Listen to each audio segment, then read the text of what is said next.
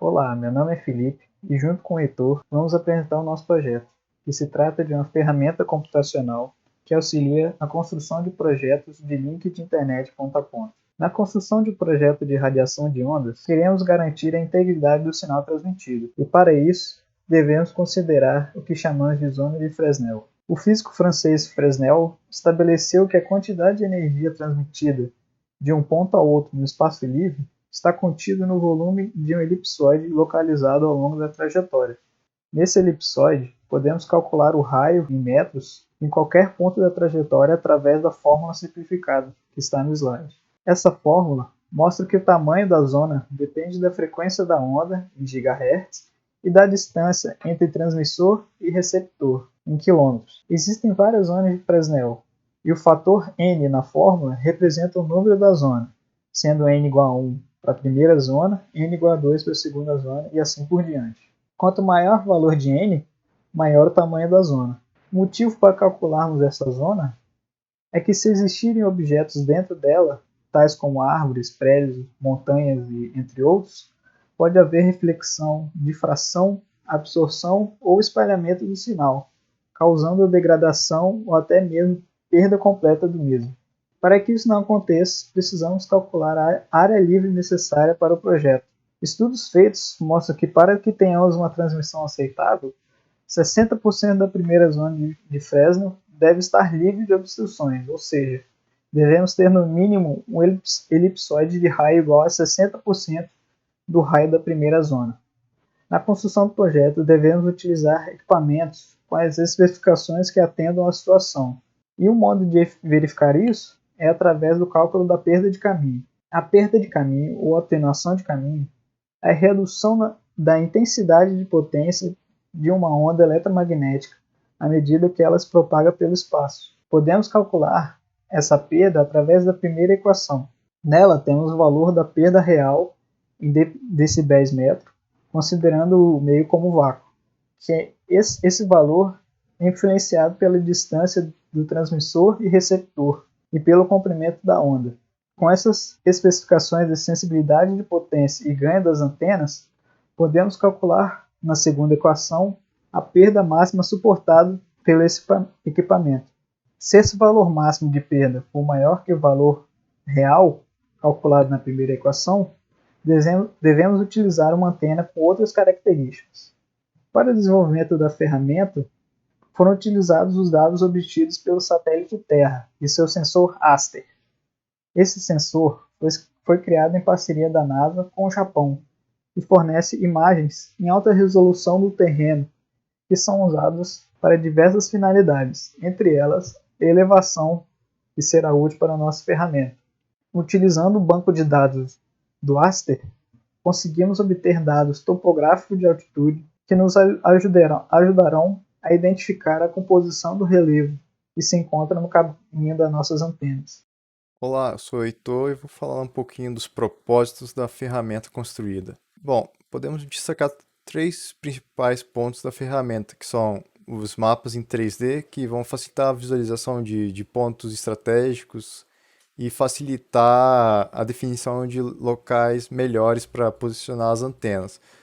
A mapa da zona de Fresnel em 2D vai servir também para mostrar os obstáculos nos pontos escolhidos e ver se é viável o link ponto a ponto.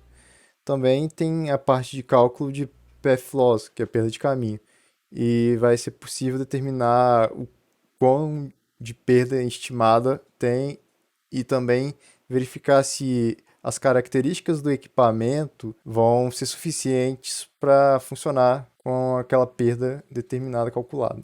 Para construir isso, a gente usou Python e diversas bibliotecas, como NumPy, SciPy, Pandas, Matplotlib, Plotly, Requests, além de várias outras como Math, Tkinter, Time, Rasterio, JSON, OS e Sys. E agora eu vou mostrar um exemplo de funcionamento. Aqui nós temos o nosso código e eu vou executar ele. Aqui tem uma pequena interface gráfica que a gente construiu para ele. Aqui, nessa primeira parte, a gente coloca os pontos, a latitude e longitude do primeiro ponto, do segundo ponto. Nessa segunda parte, a gente coloca alguns parâmetros das antenas e transmissor e receptor. Então, temos a altura das antenas, potência do transmissor, a sensibilidade do receptor, né, que a quantidade mínima que tem que chegar em dBms, o ganho da antena em dBIs, o ganho, no caso aqui do transmissor, e aqui do outro lado, no caso do receptor. E a frequência de operação que a gente vai trabalhar. E aqui temos alguns parâmetros de resolução e suavidade para gerar o gráfico. Então vamos rodar um exemplo aqui já preparado de Santa Maria, Vila Velha. Eu vou gerar um mapa 3D aqui. Como pode ver, gera a cadeia montanhosa aqui. E de cara já é possível perceber que há bastante montanhas na frente e que é impossível fazer esse link funcionar. O mapa 3D possibilita a gente visualizar melhor regiões ou locais mais altos aqui próximos que a gente poderia estar utilizando. Agora eu vou mostrar também a zona de Fresnel, que é calculada aqui. Então, como podem ver nesse gráfico, tem vários pontos de obstrução. Então, aqui a faixa amarela é a primeira zona, essa faixa pontilhada é os 60% da primeira zona, que foi falado pelo Felipe, e aqui é a linha divisada direta. Vou mostrar um outro exemplo aqui pra gente, esse de Alfredo Chaves, Guarapari, rapidinho, mapa 3D. Como vocês podem ver, aqui em Alfredo Chaves tem uma pequena montanha até Guarapari que está atrapalhando.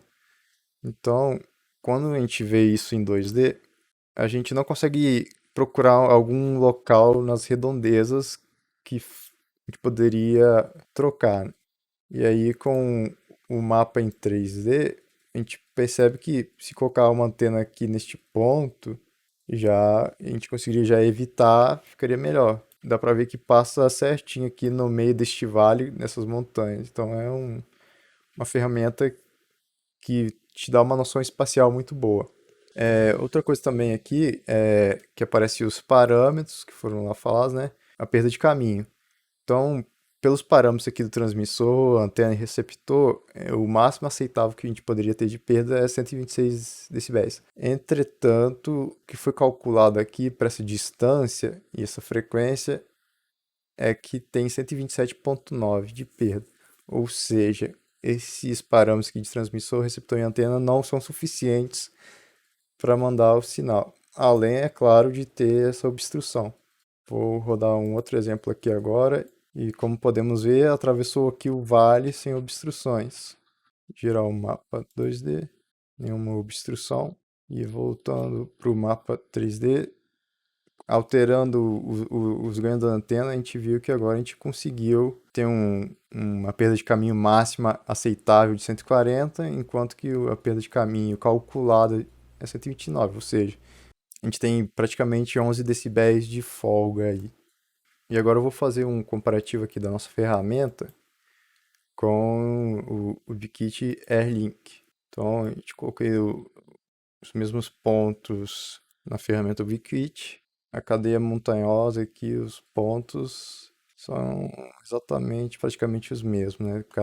Provavelmente que usa um outro banco de dados com uma outra resolução, que é uma boa base de comparação, né? Uma ferramenta que já está há bastante tempo no mercado.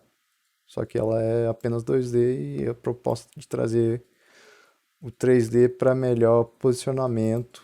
Por fim, concluindo, algumas das dificuldades no desenvolvimento desse projeto, inicialmente a gente utilizou a API que conseguia pegar cerca de 700 pontos por requisição. Só que para calcular lá um mapa em 3D, por exemplo, uma área de 3.025 km², que era mais ou menos a distância lá de Santa Maria até Vila Velha, precisava de 3,5 milhões de pontos. Pelas contas estimadas aí, levaria 138 minutos para percorrer todos esses pontos. Então era inviável. Então, diante disso, a gente teve que estudar para ver algum jeito de acessar os dados brutos dos arquivos topográficos da NASA. Então, teve um trabalhinho entender como funcionar, extrair os dados lá diretamente e dessa forma conseguir otimizar bastante. Agora leva 15 segundos, então é um ganho extremamente considerável.